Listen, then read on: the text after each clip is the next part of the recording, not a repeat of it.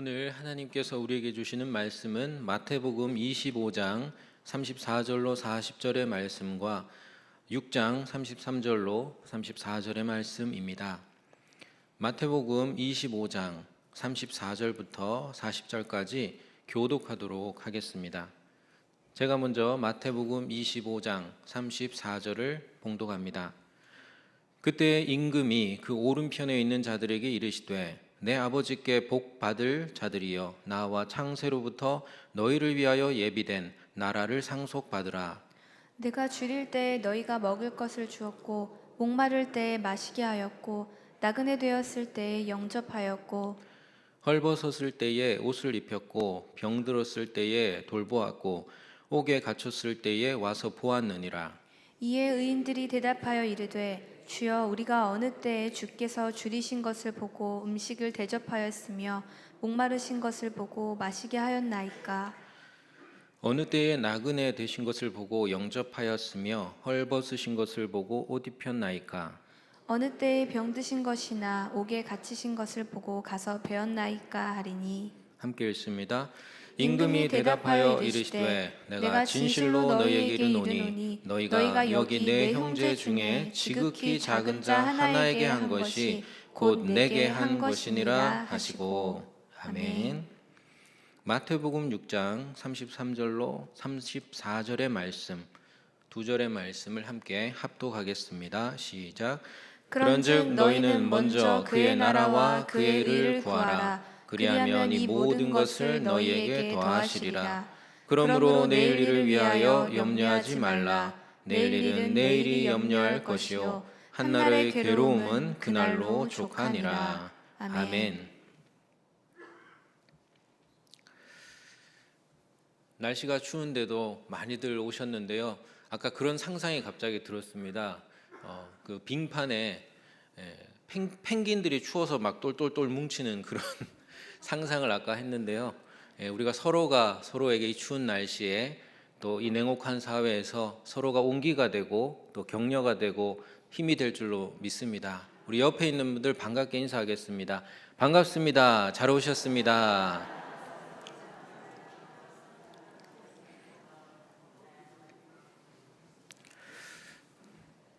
맥주병을 보고 마누라 하는 어떤 사람이 병원에서 의사에게 치료를 받고 있었습니다.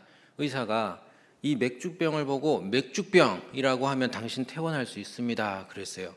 그래서 의사가 맥주병을 가지고 왔습니다. 자, 이게 무엇입니까? 라고 물으니까 맥주병입니다 그랬어요. 이제 퇴원해도 됩니다. 그래서 퇴원 수속을 밟고 있는데 저기 밑에 소주병이 보이는 거예요. 그래서 소주병을 보고 아니 처제 여기서 뭐 하는 거야? 네, 감사합니다. 웃어주셔서. 가뜩이나 추운데 여러분 더 썰렁할까 걱정됐는데 웃어주셔서 감사합니다. 최근에 좋은 드라마를 하나 봤습니다. 정신병동에도 아침이 와요 라는 드라마인데요. 혹시 보실 수 있는 분들은 보시면 좋을 것 같아요. 기독교적인 메시지도 많고 또 어떤 분은 권사님은 힐링이 되더라고. 저도 힐링이 됐고 저희 장모님한테 안 보고 계시길래 힐링이 된다고 그러니까 열심히 보고 계시거든요. 혹시 기회가 되면 보십시오. 정신병동에 누가 입원합니까? 정신이 많이 아픈 사람들이 입원하죠. 드라마에는 여러 환자가 나옵니다. 부모의 과도한 욕심으로 자아를 잃어버리고 환상으로 도망을 가는 사람도 나오고 또 회사의 과중한 업무와 압박을 받으면서 극심한 불안과 공포와 공황을 겪는 사람도 나오고 또 가족에 대한 과도한 집착과 책임감으로 괴로워하면서 기억을 잃는 사람도 나오고요. 사랑하는 사람에게 닥친 불의의 사고로 자기를 자책하면서 우울감에 빠져들고 또 자살 충동까지 느끼는 그런 사람도 나옵니다. 이들은 상태가 아주 심각해져서 병원에 입원할 지경에 이르렀지요. 하지만 이들이 겪는 고통과 또 우리 보통의 사람들이 겪는 고통이 다를까요? 다르지 않습니다. 우리도 그런 일을 겪을 때가 있어요. 비슷한 일들을. 우리는 아직 안 들어갔을 뿐이고 정도가 덜할 뿐이지 비슷한 일을 겪습니다. 우리도 자신이 싫을 때가 있고요. 도망가고 싶을 때가 있어요. 로또가 잘 팔리는 데는 이유가 있습니다. 이 현실을 바꾸고 싶은 거죠. 과중한 업무 때문에 스트레스 받을 때 우리도 많습니다. 불안해서 잠이 안 올 때도 있고요. 또 가족에 대한 과도한 집착과 책임감 때문에 나 자신의 감정과 삶을 돌보지 못할 때도 있습니다. 그리고 누군가 사랑하는 분을, 사랑하는 이를 잃고서 자기를 자책하고 후회하면서 우울감에 빠져들고 자신을 책망하고 또 학대하고 또 처벌하고 싶은 충동도 느끼기도 합니다. 제가 이 드라마에서 주목하는 것은 이것입니다. 언제 고통에 빠져들고 또 언제 이 고통에서 헤어나오는가 하는 겁니다. 사람들은 냉혹함을 경험할 때 이 고통에 빠져들더라는 거예요. 반대로 언제 이 정신병동에도 아침이 올까요? 바로 사람들이 온화함을, 따뜻함을 경험할 때입니다. 신앙도 비슷합니다. 삶이 냉혹하면 하나님도 냉혹하게 느껴지고 또 삶이 온화하면, 따뜻하면 하나님도 그렇게 느껴집니다. 우리는 삶 속에서 이 둘을 모두 경험하죠. 그래서 하나님을 냉혹하게 느꼈다가 온화하게 느꼈다가 은혜를 받았다가 못 받았다가 믿어졌다가 안 믿어졌다가 합니다. 냉혹한 사회에서 살아가시는 사랑하는 여러분, 하나님의 돌보심을 잊지 마시기를 바랍니다. 우리가 먹고 마시며 수고함으로 더불어 살아갈 수 있는 것은 하나님의 이 따뜻한 돌보심 덕분입니다. 예수님은 자연 만물을 돌보시는 하나님께서 우리의 인생 만사도 돌보신다라고 마태복음 6장 26절에서 말씀합니다. 이렇게 얘기하시죠. 공중의 새를 보라. 저 공중의 새 좀 봐봐. 심지도 않고 거두지도 않고 창고에 모아 들이지도 아니하되 너희 하늘 아버지께서 기르시나니 너희는 이것들보다 귀하지 아니하냐. 새를 돌보시는 하나님이 너희를 돌보지 않겠느냐. 하지만 우리는 죽음을 향해 나아가고 있잖아요. 이 죽음을 향한 여정은 냉혹합니다. 때로는 아프기도 하고 약해지기도 하고 다투기도 하고 헤어지기도 하고 뺏기기도 하고 빼앗기도 하고 냉혹합니다. 그러니 이렇게 따질지도 모릅니다. 이렇게 냉혹한 인생사를 하나님이 돌보신다고 할 수 있나요? 하지만 냉혹한 이 사회의 현실을 우리가 부정할 수 없듯이 하나님의 따뜻한 돌봄의 손길도 우리가 부정할 수가 없습니다. 판넨베르크라는 신학자는 이렇게 말합니다. 죄 많은 이 냉혹한 세상이 아직 참혹한 파국으로 그 파국적 종말에 이르지 않은 것은 하나님의 따뜻한 돌보심 덕분이다. 한마디로 말하면 이만한 것도 은혜라는 거예요. 우리 옆에 있는 분들에게 한번 격려했으면 좋겠습니다. 이만한 것도 은혜입니다. 이만한 것도 은혜입니다. 힘든 가운데도 감사할 제목들이 있으니까요. 물론 이것으로 충분한 답변이 되지를 못합니다. 또 다른 답변은 곧 말씀드리겠습니다. 우선 먼저 다루고자 하는 것은 이 냉혹한 사회 속에서 삶의 우선순위를 지키는 비결입니다. 냉혹한 이 사회에서도 하나님의 따뜻한 이 돌보심의 은혜를 믿는 사람만 이 우선순위, 먼저 그의 나라와 그의 의를 구할 수가 있음을 예수님은 마태복음 6장 33절에서 말씀하십니다. 한번 띄워주시면요. 함께 읽겠습니다. 마태복음 6장 33절입니다. 그런즉 너희는 먼저 그의 나라와 그의 의를 구하라. 그리하면 이 모든 것을 너희에게 더하시리라. 아멘. 먼저 그의 나라와 그의 의를 구할 수 있는 이유가 나오죠. 뭡니까? 하나님이 이 냉혹한 세상 속에서도 필요한 모든 것을 더하시리라는 하나님의 따뜻한 돌보심의 은혜를 우리가 믿기 때문입니다. 그러니까 온한 은혜를 믿어야 이 냉혹한 사회에서 삶의 우선순위를 지킬 수가 있다는 겁니다. 삶의 우선순위를 여러분 잃어버릴 때가 많죠. 왜 잃어버립니까? 왜 그걸 지키기 힘듭니까? 이 치열한 세상 속에 나도 똑같이 치열하게 살아가야 하기 때문이죠. 우선순위에서 계속 밀려나는 겁니다. 저는 이 한마디가 그 이유를 잘 설명해 주는 것 같아요. 우리 세상에서 많이 하는 말이죠. 꿈이 밥 먹여주냐, 사랑이 밥 먹여주냐, 먼저 그의 나라와 그의 의를 구하는 게 밥 먹여주냐, 이런 것이죠. 근데 예수님은 밥 먹여준다 이렇게 말씀하시는 겁니다. 그러니 내일 일을 걱정 말라고 하시는 거예요. 마태복음 6장 34절 말씀 같이 한번 34절도 읽어보겠습니다.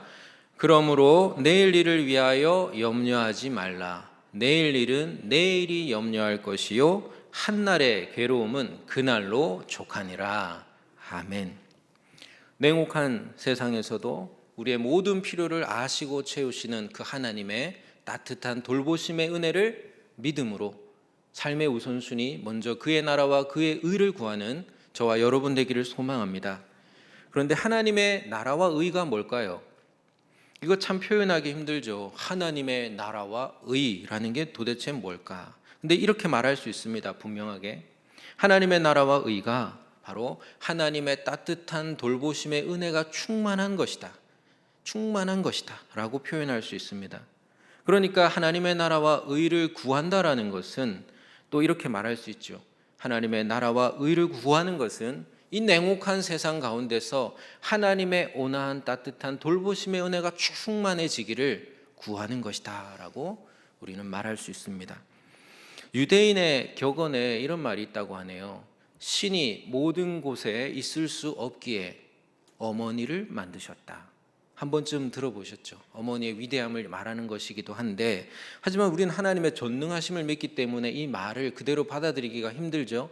하나님이 왜 모든 곳에 있을 수가 없습니까? 있을 수 있죠. 그래서 저는 이렇게 풀이를 해봅니다. 하나님은 모든 곳에 있을 수 있지만 그러지 않기로 하셨다. 어머니와 같은 존재를 통해 거기 계시기로 하셨다. 하나님은 어머니를 통해 자녀에게 사랑을 베풀고 가르치죠. 어머니와 같은 존재를 통해서 사람에게 사랑을 베풀고 가르칩니다. 그래서 교회는 어머니와 같습니다. 냉혹한 세상에 하나님의 사랑을 베풀고 가르치는 거죠. 더 구체적으로는 따뜻한 돌봄의 은혜를 베풀고 가르치는 겁니다. 그래서 고대 교부였던 아우구스티누스는 교회를 구원의 어머니라고 표현했습니다. 한번 따라해 주십시오. 교회는 구원의 어머니다. 교회가 누구입니까? 여러분입니다. 여러분은요 구원의 어머니입니다. 우리 옆에 있는 분들에게 한번 이렇게 하게, 당신은 구원의 어머니입니다. 네, 나 아버지인데 나 그럴 수 있는데 어머니 같은 역할, 따뜻한 돌봄의 그 은혜, 어머니를 따라갈 자가 없죠. 아버지들이 섭섭하겠지만 제가 아무리 애를 써도 제가 항상 2등이더라고요. 항상 엄마가 1등이에요. 그렇죠? 받아들였습니다. 어머니, 구원의 어머니. 누군가는 이렇게 따질지 모릅니다. 교회가 구원의 어머니인 것은 구원의 길을 가르치고 전하기 때문이지 뭐 돌봄의 그 선행을 베풀고 가르치기 때문이냐 이럴 수 있는데, 이 말은 절반만 진실임을 오늘 말씀을 통해서 알 수가 있습니다. 우리가 잘 잊어버리는 절반의 진실을 마태복음 25장 34절로 잘 알려줍니다. 지금부터 마태복음 25장 34절부터 말씀을 좀 함께 읽을 텐데요. 먼저 34절입니다. 34절, 마태복음 25장 34절 함께 읽겠습니다. 그때에 임금이 그 오른편에 있는 자들에게 이르시되 내 아버지께 복받을 자들이여 나와 창세로부터 너희를 위하여 예비된 나라를 상속받으라. 아멘. 그 앞에 33절에는 양은 오른쪽에 염소는 왼쪽에 두라는 말씀이 나오고, 이제 오른쪽에 있는 양들에게 말씀하십니다. 내 아버지께 복받을 자들이여 창세로부터 나와서 창세로부터 너희를 위하여 예비된 나라를 상속받으라. 우리가 듣고 싶은 말이죠. 우리가 듣고 싶은 말이에요. 하나님이 예비한 하나님의 나라를 상속받을 이 양으로 비유되는 복받을 자들은 누구일까? 예수님과 임금과 그리고 이들의 대화를 들어보면 알 수가 있는데, 먼저 예수님이 말씀하십니다. 35절로 36절의 말씀 함께 읽도록 하겠습니다. 내가 줄일 때에 너희가 먹을 것을 주었고 목마를 때에 마시게 하였고 나그네 되었을 때 영접하였고 헐벗었을 때에 옷을 입혔고 병들었을 때에 돌보았고 옥에 갇혔을 때 와서 보았느니라. 이렇게 임금이 말하니까 이 양 그리고 복받을 자들이라고 일컬어지는 의인들이 다시 되묻습니다. 37절로 39절 되묻습니다. 함께 읽어보겠습니다. 이에 의인들이 대답하여 이르되 주여 우리가 어느 때 주께서 줄이신 것을 보고 음식을 대접하였으며 목마르신 것을 보고 마시게 하였나이까? 어느 때에 나그네 되신 것을 보고 영접하였으며 헐벗으신 것을 보고 옷 입혔나이까? 어느 때에 병드신 것이나 옥에 갇히신 것을 보고 가서 배웠나이까 하리니. 이렇게 묻자 임금이 40절에서 이제 최종적으로 답을 하십니다. 같이 한번 읽어보겠습니다. 40절. 임금이 대답하여 이르시되 내가 진실로 너희에게 이르노니 너희가 여기 내 형제 중에 지극히 작은 자 하나에게 한 것이 곧 내게 한 것이니라 하시고. 아멘. 여기서 예수님은 임금님이시죠. 이 임금 대신 예수님의 누구와 자신을 동일시하십니까? 지극히 작은 자죠. 예수님은 냉혹한 세상 가운데서 고통당하는 작은 자들과 자신을 동일시하십니다.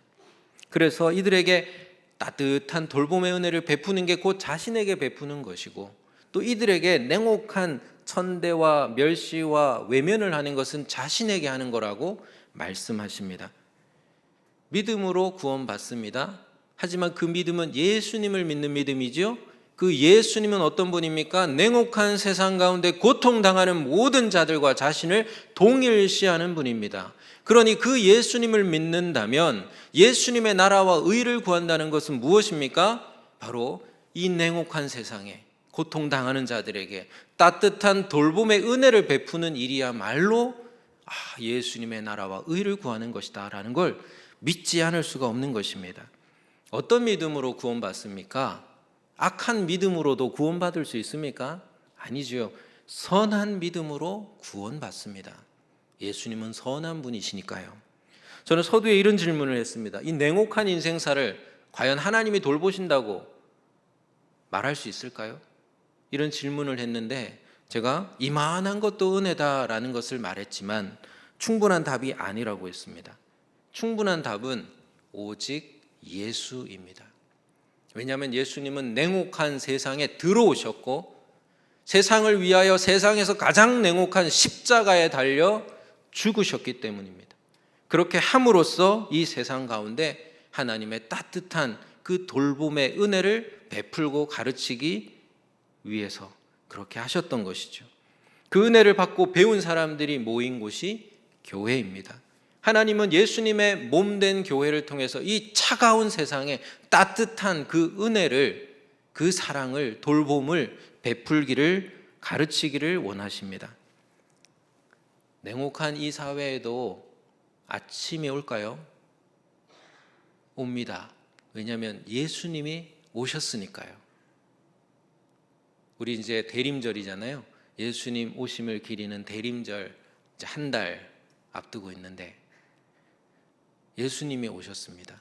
그래서 이 어두운 세상에 빛이 떠오르고 아침이 오는 것이죠. 그리고 예수님의 몸된 교회가 세상에 세워졌기 때문에 우리는 이 세상에 아침이 떠오를 것을 기대할 수가 있습니다. 그런데 최근에 이런 마음 아픈 뉴스를 봤습니다. 어떤 식당 사장님이 배달 주문을 받았어요. 주문서에 이렇게 적혀 있습니다. 사장님 안녕하세요.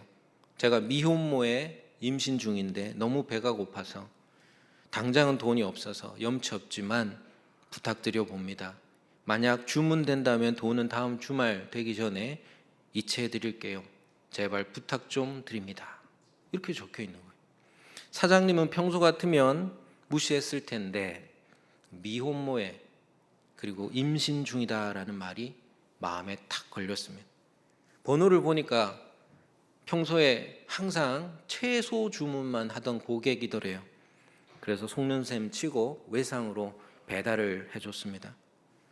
그런데 나중에 진짜 문자도 오고 또 돈도 이체되어 온 거예요.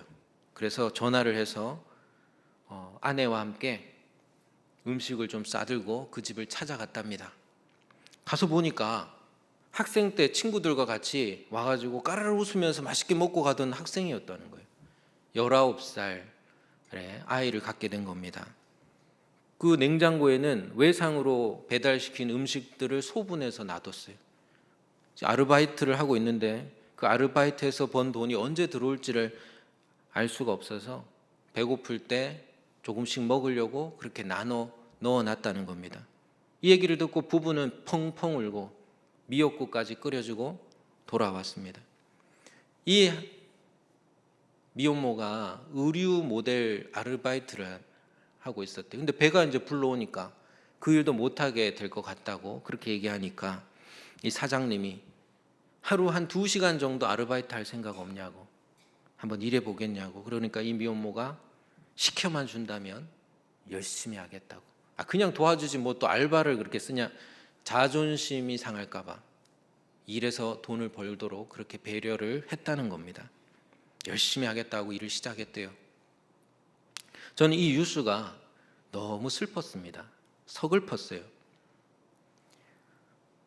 외상으로 이 미혼모가 외상으로 배달을 부탁해야 되는, 너무 배고파서 자존심 다 구기고 이렇게 외상으로 배달을 부탁하는 현실이 너무 냉혹하게 느껴졌습니다. 그리고 한편으로는 이 냉혹한 사회에서 이렇게 따뜻한 돌봄의 손길을 내미는 이 모습이 너무 감동이었고 또 너무 도전이 되었습니다. 제가 첫 사역했던 교회에서 저는 중등부 사역을 했습니다. 그 중학생들이 지금은 뭐 15년도 됐으니까 성인이 다 됐는데요. 어릴 때는 연락이 오더니만 이제 다 크니까 연락이 안 와요. 근데 딱 한 명 연락이 옵니다. 딱 한 명. 어쩌다 한 번씩. 나 목사 된 지가 언젠데 아직도 전도사님 그러고 연락이 와요. 근데 그 친구가 그 어릴 때 부모의 돌봄을 잘 받지 못해서 밥도 잘 먹지 못할 때가 있었어요. 동생들도. 그래서 제가 밥을 몇 번 사줬습니다. 그것뿐입니다. 근데 그 친구는 그것을 잊지 못하나 봅니다. 그렇지 않고 저한테 연락 올 이유가 없어요. 저랑 임원도 하고 막 훈련도 하고 하던 친구들 연락 없어요. 근데 그 친구 저랑 그런 거 한 적이 없어요. 그 친구만 연락이 오대요. 말씀을 맺겠습니다. 냉혹한 사회에서 고통당하는 작은 자들이 있습니다. 교회 안에 있을 수 있고 여러분이 살아가시는 삶의 자리에 혹은 가족들 중에 있을 수 있겠습니다. 혹은 뉴스를 보면서 들으면서 세계 곳곳에 혹은 이 사회 속에 어딘가에 고통당하는 사람들이 있을 수 있습니다. 이런 냉혹한 세상에 과연 아침이 올까요? 온화한 돌봄의 빛이 비춰진다면 아침이 올 것입니다. 하나님은 그 은혜의 빛을 세상에 직접 비추기도 하지만 어머니와 같은 존재들을 통하여 비추십니다. 그래서 교회는 구원의 어머니입니다. 교회는 염산교회가 아니라 내가 교회입니다. 여러분 한 사람 한 사람이 구원의 어머니들입니다. 교회는 가장 냉혹한 골고다에 세워진 가장 따뜻한 십자가의 은혜를, 예수의 은혜를 태양으로 삼는 그런 집단입니다. 그렇기 때문에 그 온화한 십자가의 태양빛을 받는 교회는 세상 가운데 이 빛을 전하면서 냉혹한 세상에 따뜻한 아침이 오도록 하는 그런 기적을 일으키는 존재들이, 하나님을 대신한 존재들이 바로 저와 여러분 세상의 염산교회인 줄 믿습니다. 무엇이 선한 믿음입니까? 온화한 예수님의 십자가의 은혜를 믿음으로 그 은혜를 베풀고 가르치기를 원하는 그 믿음이 선한 믿음입니다. 선한 믿음으로 구원받습니다. 기도하겠습니다.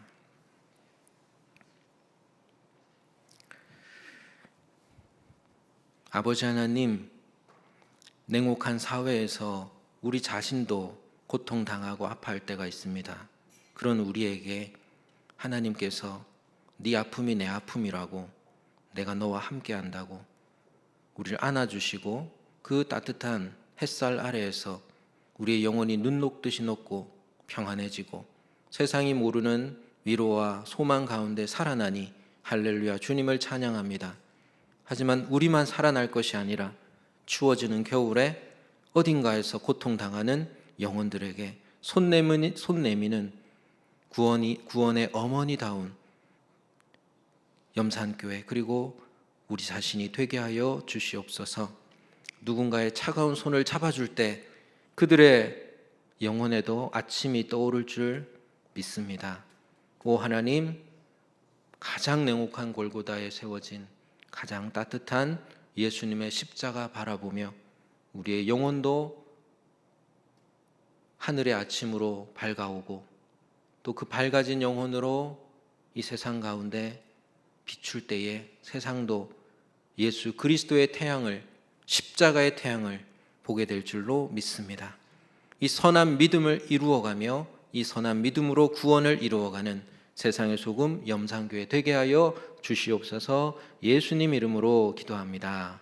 아멘.